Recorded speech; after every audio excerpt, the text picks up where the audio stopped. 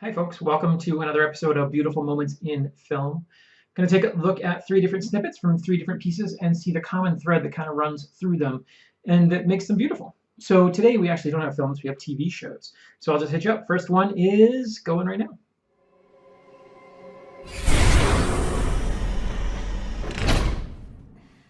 All right, you got it? You know what I'm going for? Let's take a look at the second one. Maybe you'll be able to piece it together.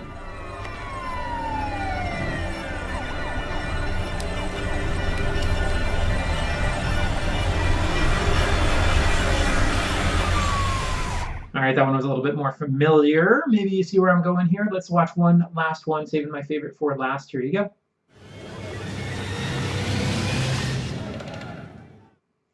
All right, so we're clearly going television here. And what we're going for here is opening scenes. These are all three shots from three iconic television series.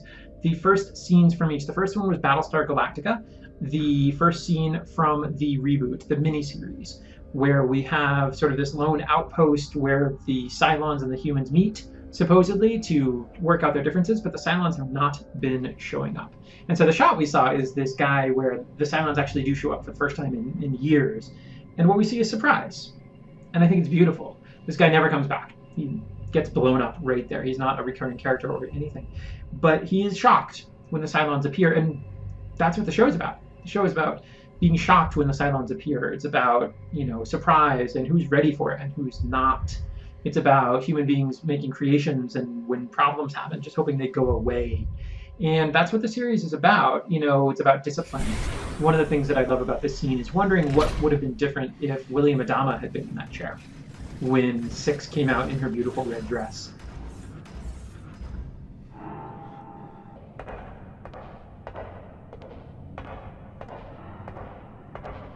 I love how this sets things up. Very little dialogue, just sort of surprise and shock, and that's what the Cylons are going for, and that's what they get. All right, so how about the second one? I think a lot of people probably recognize this. This is an opening that is very famous. It's from Breaking Bad, obviously. And what I like about it is the moment where Walt sort of takes control. Because I think that's what the show is about. Walt is a man who is out of control. He doesn't have power over anyone in his life. And so at the end of this opening, we see him take the gun, and he's gonna go down in a blaze of bullets. That's his plan, which seems strange. And if you watch the rest of this opening, you see that there's nothing sort of showing that he's going to do that. In fact, he talks about his love for his wife and his love for his son.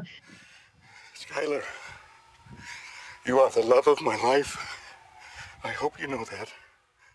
And looking back after watching the series, we can see that's a lie. The show is about lies. It's about lies and power, and this one guy finally letting himself be the sort of sadistic psychopath that he thinks he should be. And I think we see that right here in this shot where he's going to take out some cops with him. There's no reason for it. None. No reason at all. But his plan is to take out some cops. And then the very last one, my favorite. This might be the best opening of a television series I've ever seen, ever. This is Orphan Black, and it's Tatiana Maslany playing Sarah. And the way that this scene manipulates stakes is just gorgeous. We get her opening. She's kind of a mess. She is waking up on the train and swearing in front of little kids. It's inappropriate. Then she's on a phone talking to someone. We don't know exactly what it's about, but we can tell that she wants to see her daughter, and this person is saying no. So Sarah is in a place of very, very low power. She has, she can't even fight to see her daughter. She's begging to see her daughter. And then, as if that weren't enough, so we already get these stakes. Woman wants to see daughter. She's being told no.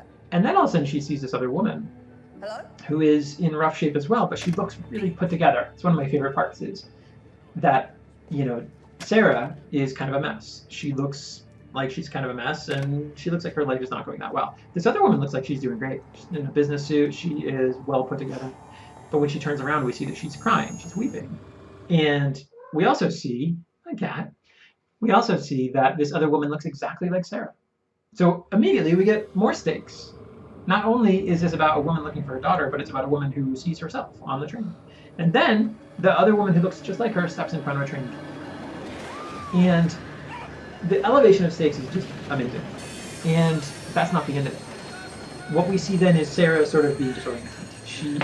We get this cool camera pulsing motion that shows that Sarah is really freaking out about this, as you would if you just saw someone jump in front of a train.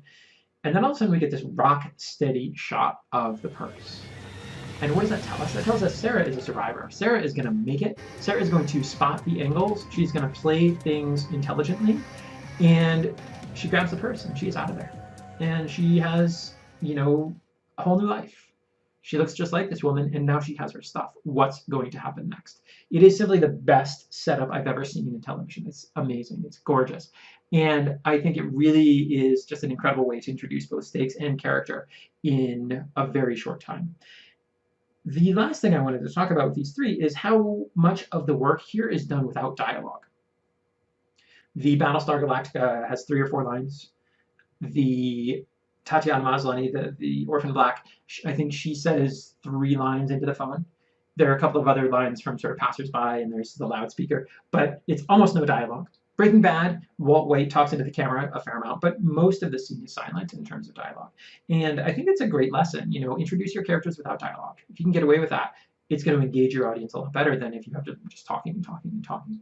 So that's what I want to talk about for today, guys. Thanks for checking in, and check us out next time. We have more beautiful moments in film.